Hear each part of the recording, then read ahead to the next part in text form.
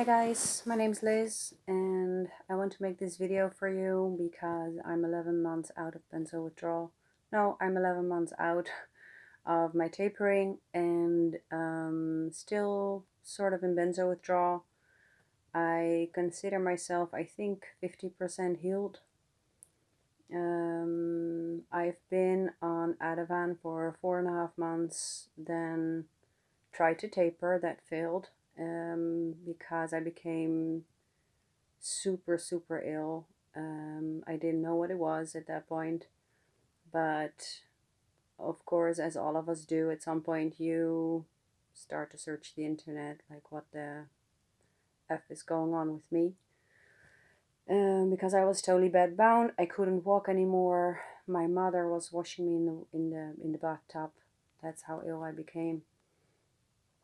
And so I asked my doctor to cross me over to diazepam after doing research on the internet and finding out what I was going through, that it was just benzo withdrawal. So that caused me to, I was totally sick from the crossover to the doctors in the Netherlands, where I'm from. Don't really know about this. They don't even know what to use as an equivalent, and so they crossed me over to 5 milligrams of diazepam, which probably should have been higher. But so that did put me on a lower dose of diazepam, and I did sort of stabilize after a good period of time, and I tapered, practically even taking those very bad taper moments from the lorazepam in consideration. In total time, I sort of tapered 8 months. And it was a bad time, and I can say that I'm still not totally out. I think that my worst symptom is huge fatigue. All the time I am painfully fatigued. And I am trying to get better.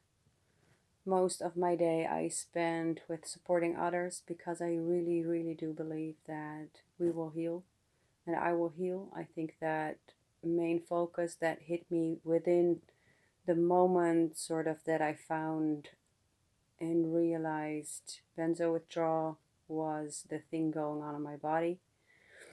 And so I just realized that this is something I have to go through. I have to get myself go through this, and nobody else can do it for me. Nobody can save me. I just have to endure it, and I will be fine. Just focus on breathing. And so the moments that I was feeling horrible in any way, psychologically, emotionally, physically, mentally, like all the symptoms that we have, I have a list of 50 symptoms that I had, and maybe in another video I will tell you a little bit more about that, but not right now.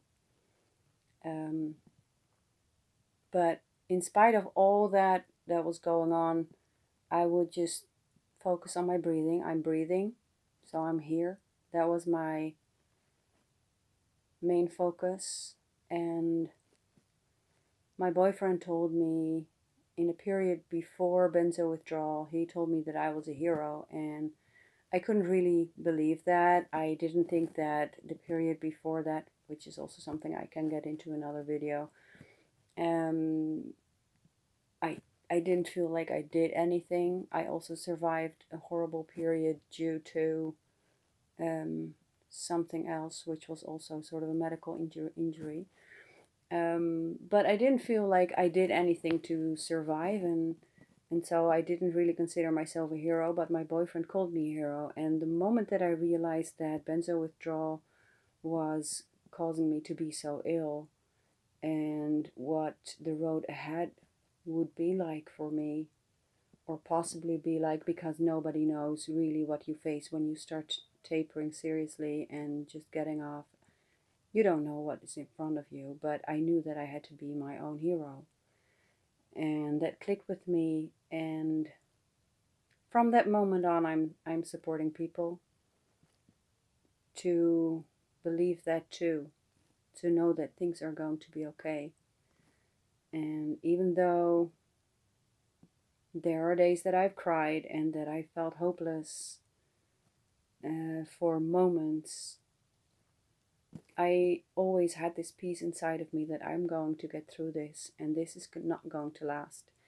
And I will survive, and I will tell the tale, and I will do whatever is necessary and in my power to raise awareness about this, to talk to people. And yeah, that's sort of what I'm doing. So I'm making this update for you. I may be also making this update for me. I have a few old videos that I made for myself as a journal while going through this. I have no idea yet how YouTube works, so I have no idea if I can combine them or implement them in another video. I will have to go through this learning curve because I'm intending to make more YouTube videos for you.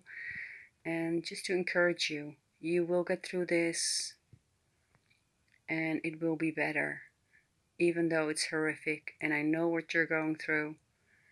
And luckily, I didn't have all the symptoms as described. I'm not agoraphobic, for example. A good friend of mine is, and that must be horrible. At the same time, I have been sort of bedbound for 6 months. I was practically bedbound. If I wasn't in my bed, I was laying on the couch and then maybe with my laptop, talking to other people, reading about benzo withdrawal, trying to understand my symptoms, trying to understand more, trying to see how far the world has come in understanding this problem. And there's a lot more knowledge, it seems to me, than really reaches doctors and physicians that are supposed to take care of us. And so I don't know, I became a lot wiser. I had all the time to figure that out. It was sort of the only thing I could do. I even tried. I like to draw, but I couldn't. I like to listen to music, I couldn't. I like to read, I couldn't. But in the moments that I felt like I could do something, I was reading about benzo withdrawal and contacting people, listening to their stories, listening to their complaints, trying to raise their spirits to believe that we will make it. And one day our voice will be heard. If it's not through me, then hopefully through you. Let's do this together. And yeah, keep going, guys, because it will get better. Good luck to you all. I hope you enjoyed this video, and leave your comments below if you want to respond or ask me anything. As I said, my energy is not that great, but I will try to answer you in time. Alright, this was it for today. Bye.